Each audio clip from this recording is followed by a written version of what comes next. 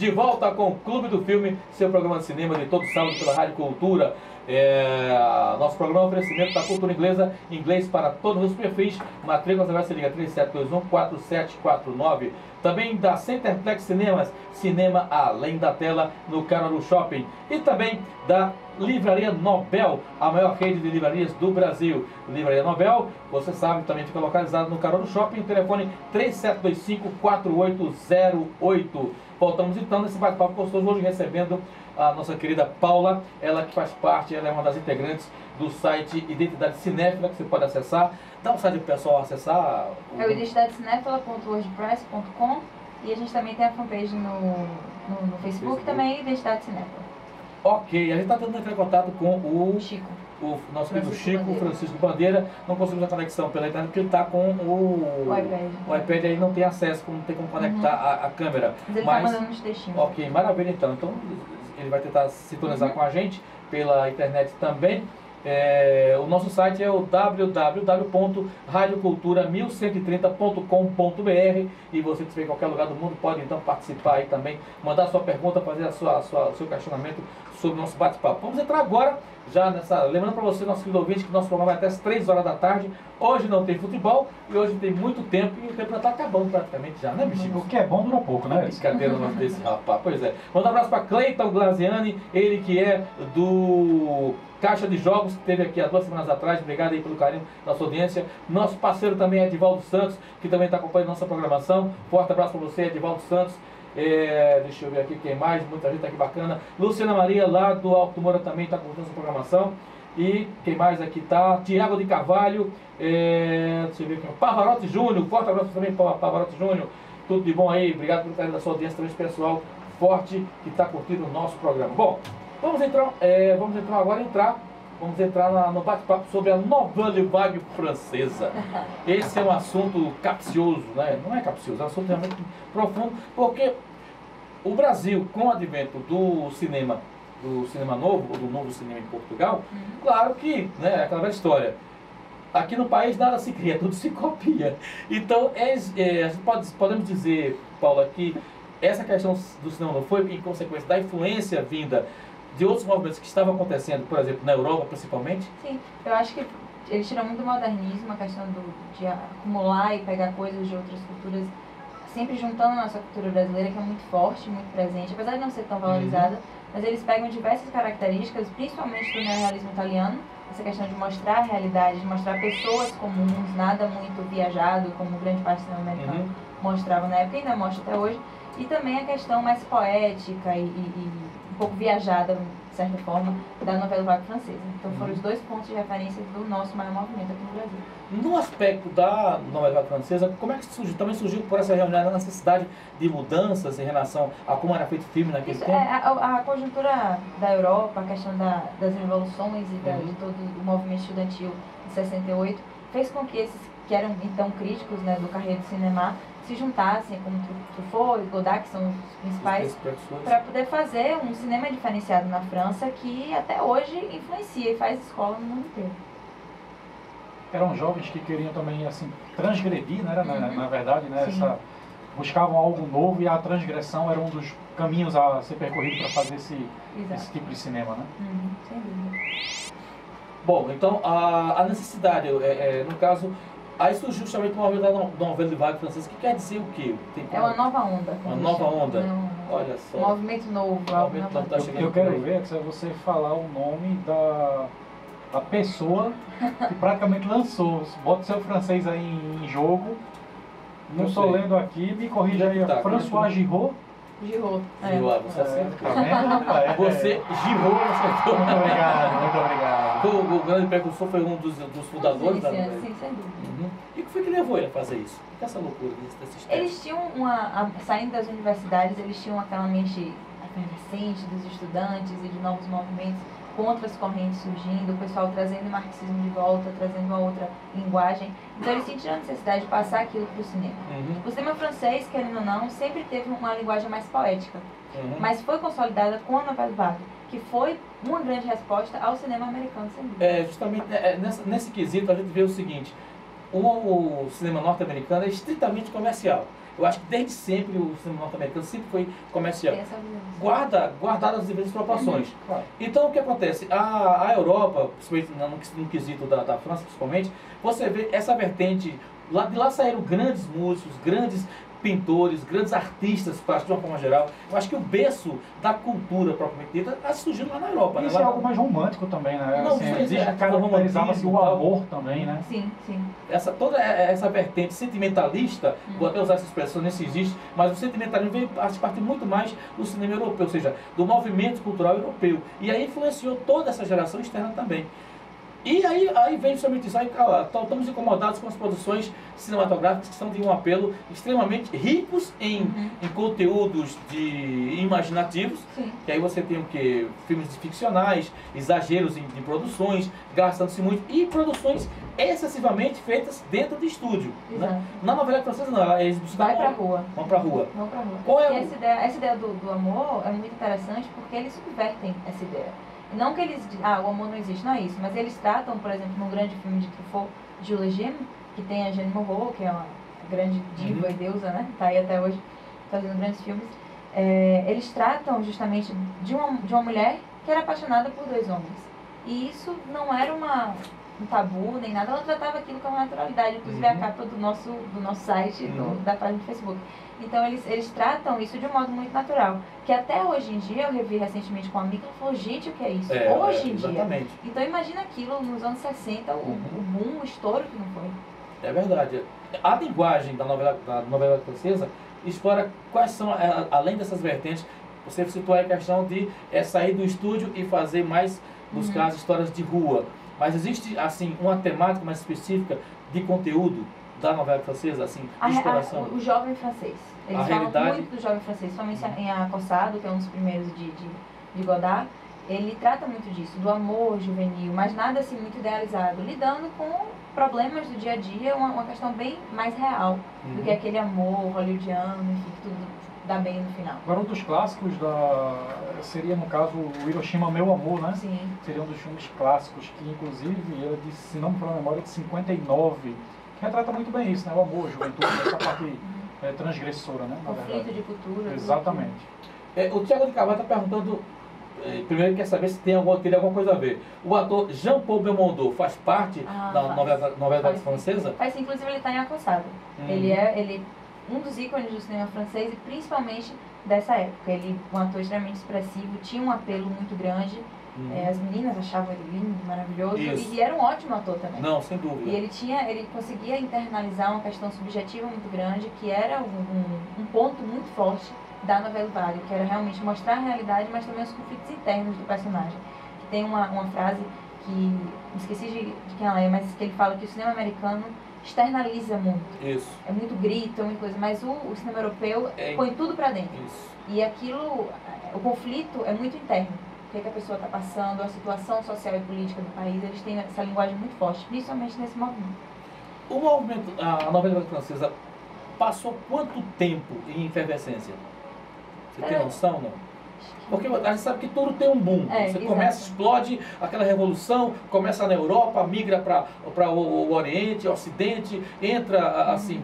Claro, o Brasil bebeu com a questão do cinema novo, e aí você tem toda uma representatividade nos expoentes do mundo todo. Mas assim, quanto tempo durou a novela? Ela ainda hoje representa algo no conteúdo da história do cinema francês?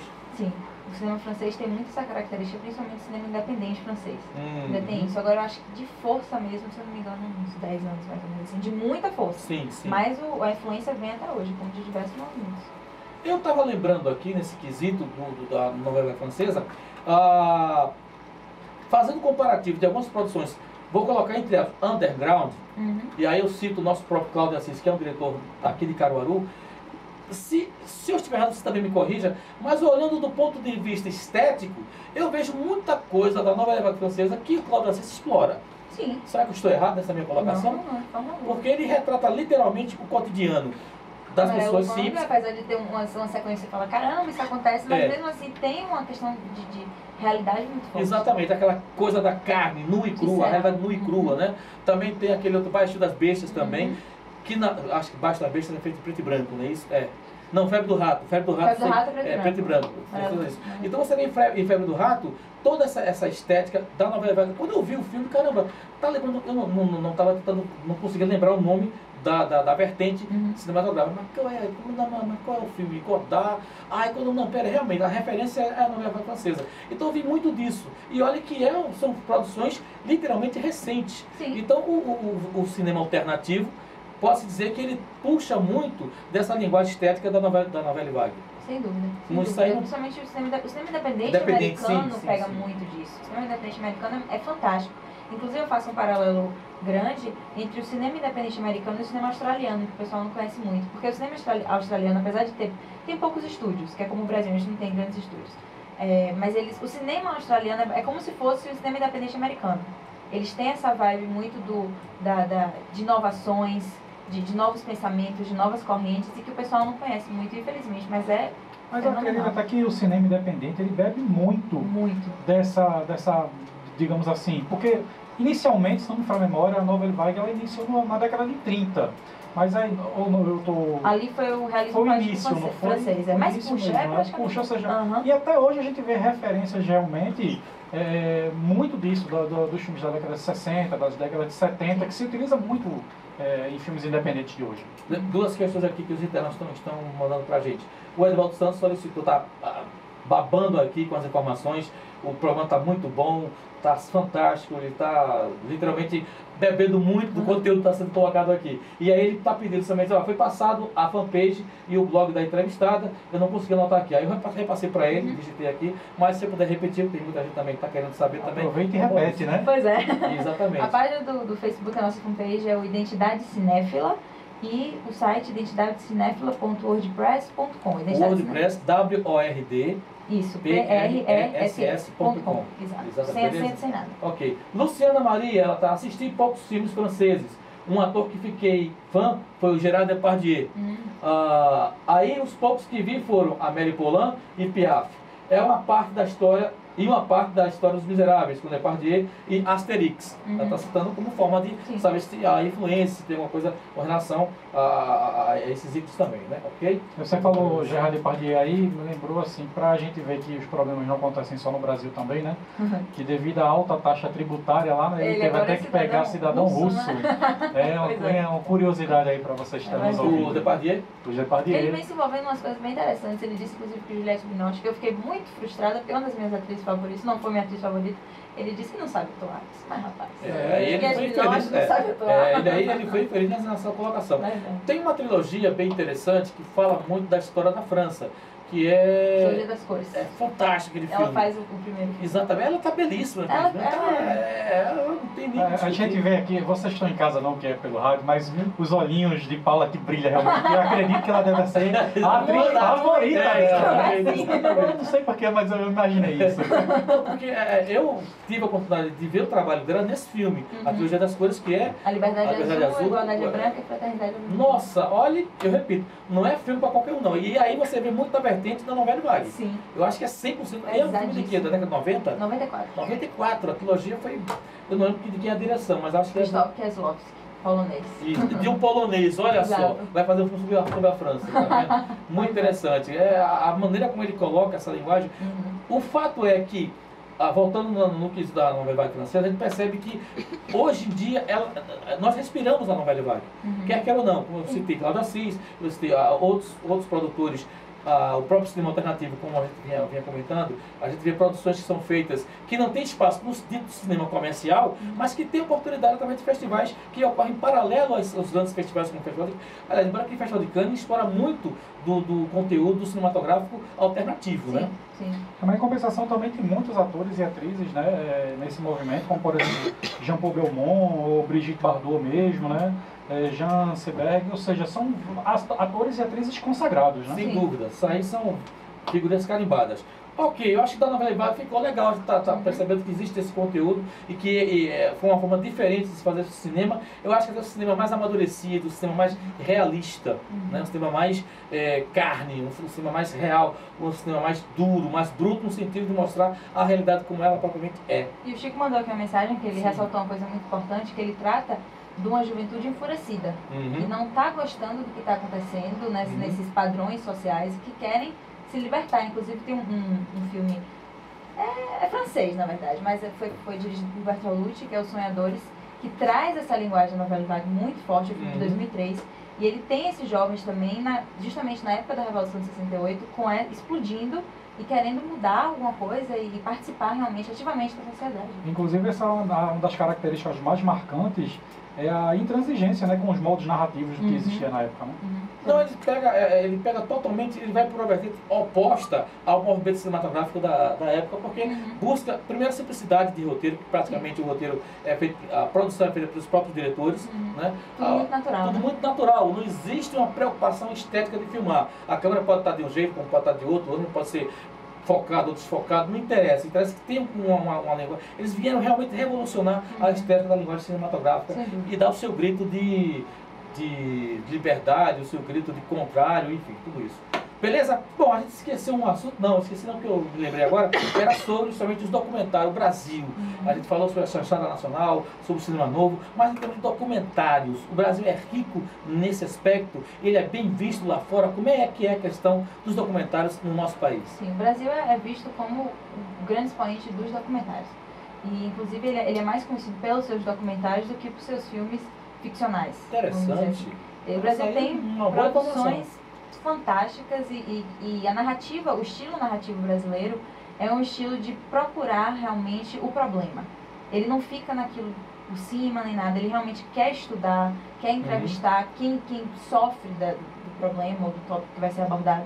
E muitos outros pessoal de documentário, muitos outros documentaristas trazem essa narrativa também, que é uma narrativa brasileira e que a gente conseguiu exportar muito bem. É como se além do objetivo fosse investigativo também. Sim, sim. Exato, exato. E assim, quais seriam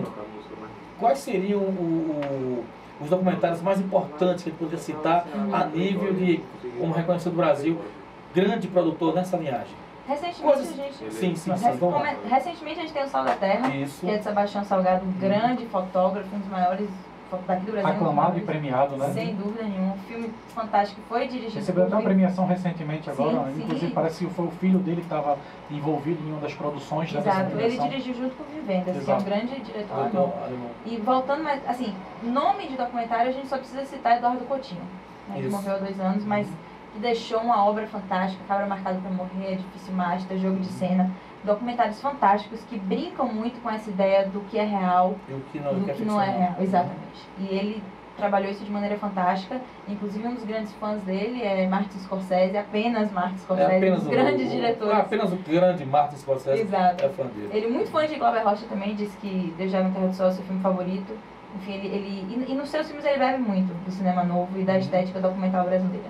Aquela ideia dos bons companheiros, de Taxi Driver, aquela narrativa diferenciada que a gente... Às vezes a gente não sabe nem dizer o que é, mas quando a gente assiste, conseguimos perceber que é algo diferente. Tem a identidade, né? Sim, você sabe ter assim, eles já viram alguma coisa, tem alguma coisa caracterizada em relação a esse aspecto.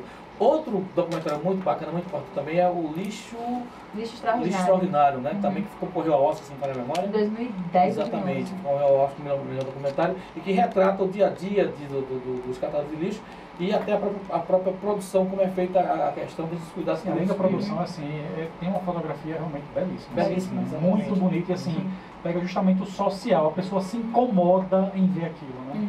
E se não me engano, foi feito um outro filme, um outro documentário também, naquele lixão ali, que até com uma personagem... Estamira. Fantástico. Olha, é doloroso. É forte, mas é um muito documentário. Bom. E ele tem umas nuances de preto e branco também, a fotografia é belíssima também. Estamira é justamente uma catadora de lixo que ela vive praticamente... Vive do lixo, mas vive em um outro mundo. Esse eu não vi, mas já está anotado aqui para assistir. Vale a pena pela viagem do diálogo que a mulher tem. Ela por si só já é... Ela é analista social, Exatamente. Apesar de linguagem que ela utiliza, mas ela dá ela faz cada colocação. Ela tem uma forma tão espontânea de falar e tão verdadeira, tão forte que você se impacta. Às vezes ela não fala nada, tem coisa que ela não fala, coisa, porque ela realmente tem sua deficiência mental também, né? Mas ela sabe o problema que ela passa, sabe o problema que o país passa, a necessidade que ela está ali. E é um documentário muito bonito, porque ele mistura, o que me chama muito a atenção é a tendência preto e branco e o colorido. Você conseguiu me deixar curioso. Tamira, já está anotado aqui. Para quem curte documentário, esse é, muito bom. sabe, muito bom E a gente tem um também fantástico, bem curtinho, 12, 13 minutos, se não me engano, chamado Ilha das Flores, que é feito por Jorge Furtado. Tem no YouTube, assim, você assiste, maravilhoso. Tem qual aquela nome? Ilha das Flores, que trata inclusive também de um lixão e do processo. Ele trata, ele tem na verdade o tomate como como o personagem principal, mostrando toda a viagem do tomate, o que acontece, desde a produção até o consumo em casa, depois o que acontece. Então ele fala de todas as classes sociais da estratificação que existe no Brasil através de um tomate. Então é uma viagem, é uma narrativa fantástica. Isso prova o quão rico, né, e assim, inteligente, e o que pode ser aproveitado com o material brasileiro, né? Daí a referência que o Brasil tem. Não, um detalhe muito importante, o que eu gosto do documentário, como não é documentar, é você registrar um fato histórico, narrar aquela história, levar essa informação para o povo de uma forma geral. Né? E normalmente os documentários, dependendo muito do objetivo do diretor, mas eles são curtos, meia hora. Tem documentários, eu acho que fazer um documentário com 1h30 você tem que ser muito bom. Você tem que ser um bom diretor, você tem que ter muito material, porque prender o espectador com mais de 1 hora na poltrona do cinema para ver um documentário não é para todo mundo, não. A gente sabe que tem grandes documentários que têm esse peso. Principalmente quando fazem temas fortes. Você fica 2 horas assistindo aquilo. Tenso, né? Assim, preso na cadeira, tenso, realmente. Falando somente nessa questão de documentários tensos, e a gente passou uma listagem rápida, e esses documentários estão disponíveis na internet, quem quiser assistir na linha da descriminalização social, Prisioneiros da Grade de Ferro, né, que foi filmado pelos próprios detentos do Complexo Carandiru, quer dizer, o dia a dia deles, a maneira como estavam sendo tratados, e de repente você tem uma oportunidade de conhecer a fundo um pouco dessa história, né?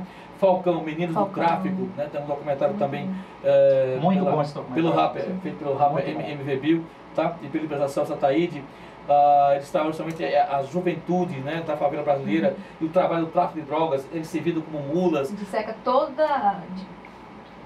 na verdade, de onde eles produzem a droga até a entrega, né? Desde a parte da fabricação, a embalagem e o transporte, vamos dizer assim, a chegar disso. O que eu acho interessante é que, assim, normalmente o documentário ele vem com a linguagem de que a gente consiga observar o que a sociedade está vivendo, para que a gente possa utilizar como ferramenta de mudança. E a gente verifica que documentários antigos, eles, mesmo tendo sido feitos em datas anteriores, são atualíssimos, né? Ou seja, a gente verifica que essa mudança não ocorre com a velocidade que a gente gostaria que a força do documentário atingisse, né? Vale salientar também que existem em alguns momentos em que o próprio documentário costuma ser tendencioso. Sim, ele de repente pega uma vertente. Tem uma influência muito grande do autor, né? Exatamente. Ele pega uma tendência que não agrada. Eu não digo nem tendencioso, eu digo assim, até a visão que o autor tem. Eu bato na tecla. Existem documentários que são tendenciosos, que puxam, por exemplo, de uma forma muito estética. Eu até anotei aqui que é um documentário feito pelo Luiz Fernando, o nosso ex-presidente, Fernando Henrique Cardoso, que eu dei uma olhada nele, mas eu achei, sabe, não tendo os méritos da qualidade do material, mas ele tem uma tendência muito forte. É uma visão política muito individual, né? Exatamente, aquela coisa muito mais do seu lado partidário, da sua forma, e quer explorar isso para o público. E aí é quando... É uma propaganda, né? Isso, mas isso também realmente existe, né? Mas a gente não pode... Justamente, se você está... Eu acho que um documentário, como um filme, como didática, como informação, você tem que ser, eu acho que ele tem que ser feito por jornalistas que não se envolvam com a questão. Porque a função do jornalista é o quê? É levar a informação. Não tomar partido, mas informar ao espectador aquela situação, aquele caos, aquele momento. Eu vi um documentário feito por eu acho que ele é daqui, de Caruaru, eu agora não lembro o nome dele, é um repórter da TV Globo, ele estava na TV Asa Branca, Bruno Fontes, que era sobre os sobreviventes da ditadura militar. Então ele entrevistou 4 pessoas que passaram justamente pelo crime. Aliás, ele entrevistou 4 segmentos. Os que foram os militares daquela época, que prenderam... Os dois lados, né? Os dois lados da moeda. Eu achei belíssimo o documentário dele, e entrevistou justamente aqueles que foram os que apanharam, que foram perseguidos os chamados perseguidos políticos da época. E você vê, aí sim... Mas você vê a imparcialidade, É né? isso, A preocupação chegar, em demonstrar apenas o fato histórico, não é verdade? Isso é que é legal nos documentários, é a preocupação em demonstrar não só aquele momento, como também a história toda do acontecimento, né? E a gente tem o nosso filme documental, tem é muito vasto. A gente vai, desde são duas análises que a gente tem no site, vai desde Uma Noite de 67, que é de 2010, que fala do terceiro Festival de Música Popular Brasileira, com uma narrativa fantástica e super inventiva, até Ônibus 174, do grande José Padilha, que fez Tropa de Elite, mais recentemente Robocop, com uma linguagem também fantástica. Então você vê como o documentário brasileiro é vasto. E uma coisa interessante que você falou, antes de você ter citado Robocop, como o estrangeiro, mais falando especificamente do americano, ele está realmente bebendo das qualidades brasileiras cinematográficas, agora, né? O tipo de filmagem, o tipo de colocação, o tipo de linguagem até. O próprio José Padilha está levando muito para o exterior. É bem interessante isso, bem rico, culturalmente falando para o Brasil, né? Com certeza, com certeza. Eu estava falando aqui com o nosso editor pela internet, a gente estava batendo papo. Nós fizemos algumas matérias no nosso programa na internet, o Cine Clube TV, e em um dos momentos nós temos conhecimento de um documentário que fala sobre a música popular MPB, alguma coisa assim. A verdadeira história da música popular brasileira, MPB, a verdadeira história da música popular brasileira, onde quem não tomar cuidado com o conteúdo, você viu, é muito bom, cara. Eles massacram. Conspiração, É uma né? conspiração, exatamente. Eles dizem que personagens como é o nome dele, o Sérgio Malandro, foi comprado pela polícia norte-americana, que invadiu o Brasil aqui. Infiltrar a nossa música e acabar com a nossa cultura, que ele era forçado, ele foi comprado para poder fazer toda aquela palhaçada. Olha, vocês precisam agora, você tem que ver o documentário, mas não ir pela coisa cética do documentário, porque tudo faz de conta. Exato. Mas ele é tão bem feito, produzido, até você como uma mentira pode gerar uma situação de uma conspiração. Porque tudo ali é ficcional. E você vê até depoimento de pessoas, de artistas, de políticos, não, porque realmente o norte-americano queria acabar com a nossa música popular brasileira. Ou seja, querendo passar veracidade. Rapaz, é divino. E o Sérgio Malandro diz, não, eu fui forçado, cheguei numa sala assim, e ele é sério. Glu-glu é esse? Mandaram falar. Mandaram falar, eu fui forçado a isso. Xuxa, então, nesse fala, tem que ser, ela faz de conta dela, tal. Aí o nosso amigo Eduardo está comentando aqui. Alguns chamam de falso documentário. É uma estética. Sim. É uma estética, mas não deixa de ser uma coisa absurda. Né? Quem fala sobre os parceiros que fazem muitas músicas, Paulo Massada, Michael Sullivan e Paulo Massada, eram dois porto-riquenhos que tinham vindo para cá para o Brasil. Ou seja, cheio de mensagens subliminares. Eles eram contratados pela CIA, pelo FBI, para se filtrar aqui e começar a observar o comportamento da música popular brasileira. Rapaz, você velho, falando, faz sentido. É legal, né? Pois é. E tem gente que não, realmente aí. Você vê os comentários assim, não, isso é um absurdo, como é que eles fizeram isso com a gente? Vamos revolucionar a gente, é uma brincadeira, isso não aconteceu. A pessoa leva a sério, né? Exato, a pessoa diz, é brincadeira. Mas é bem interessante, quem tiver a oportunidade de assistir, vale a pena. Repete o nome aí, Edson. MPB, a verdadeira história da música popular brasileira. MPB, a verdadeira história da música popular brasileira. É um documentário ou um falsotário, você não pode ser assim, porque é muito divertido. Se você não tiver cuidado, se você tiver um pouquinho de conhecimento, você navega na história. Exato. Concorda comigo, Paulo? Com certeza. É divertido. É divertido, porque você assim, meu Deus. E se você, repito, tem momentos que você, caraca, mas. Bate aquela dúvida. Mas se você. Cara, eu tava até pensando, isso aí era motivo para até um outro programa, Edson. Poxa, tantas anotações que eu já fiz aqui, para o pessoal de casa ver também e depois a gente conversar sobre eles, né? Edivaldo, obrigado aí pela dica. Então vamos falar o seguinte, já estamos passando do nosso horário. Paulo, eu quero te agradecer muito, pena que os outros companheiros não puderam participar aqui diretamente por questão da internet, mas obrigado aí por ter aceitado os convites, tá? E fica aberto aqui para outra oportunidade de focar um assunto determinado, combinado? Sem dúvida, porque fizemos 3 assuntos aqui que deu tempo, ainda bem que o tempo ajudou hoje. Muito bom. Obrigado pela sua presença aqui. De repente, novamente, contato com vocês do Identidade Cinéfila, como é que faz? Então, vocês podem nos contactar pelo site, temos o e-mail do site também, que é identidadecinefila@gmail.com, o site identidadecinefila.wordpress.com. Devagarinho, pessoal. Não entendi. Repita, Então, repita. e-mail, vocês podem mandar também dúvidas, críticas, construtivas, ou, não gostei disso aqui, sem problema nenhum, estamos abertos. Identidade Cinéfila, sem acento, @gmail.com. nossa página no Facebook Identidade Cinéfila, já com acento, e nosso site identidadecinefila.wordpress.com.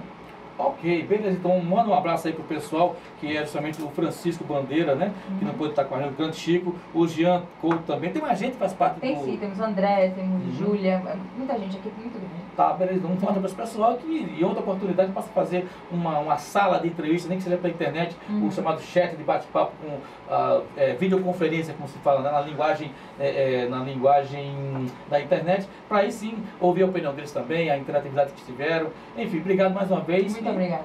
Tá aí à disposição da Rádio Cultura para você se despedir da galera. Muito obrigada, pessoal. Curtam o site, deem uma olhada lá e vamos redescobrir esse nosso cinema, grande cinema brasileiro.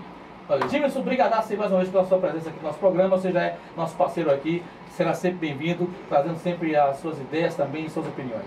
Valeu, Edson, eu que agradeço. Assim, obrigado, Paula, também por ter vindo.